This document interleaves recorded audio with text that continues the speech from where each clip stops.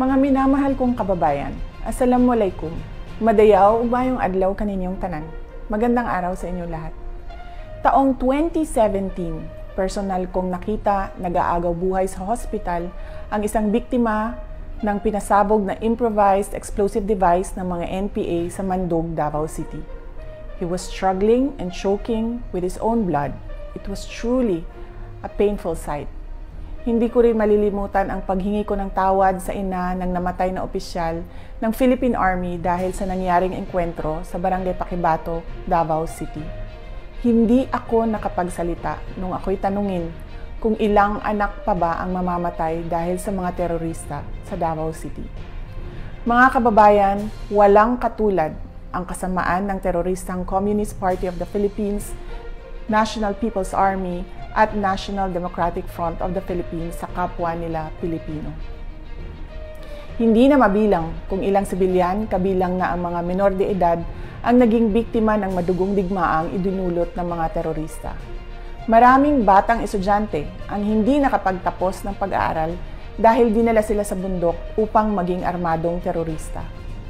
Hindi na rin mabilang ang mga barangay captains, kagawad, security volunteers, pulis at sundalo na nagbuwis ng kanilang buhay para protektahan ang ating mga komunidad.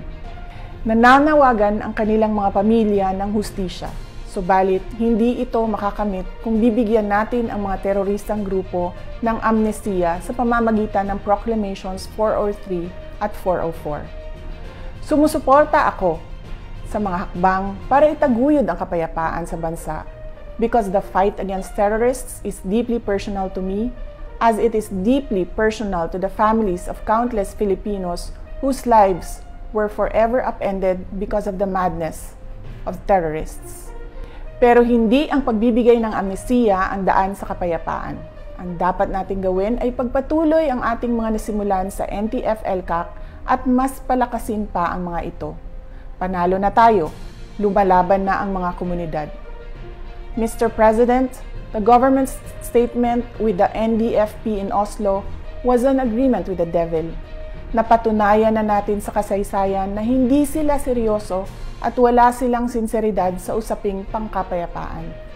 Gagamitin nila itong peace negotiation sa pagtraidor sa pamahalaan at paglinlang sa taong bayan. We appeal to your power to review these proclamations and agreements.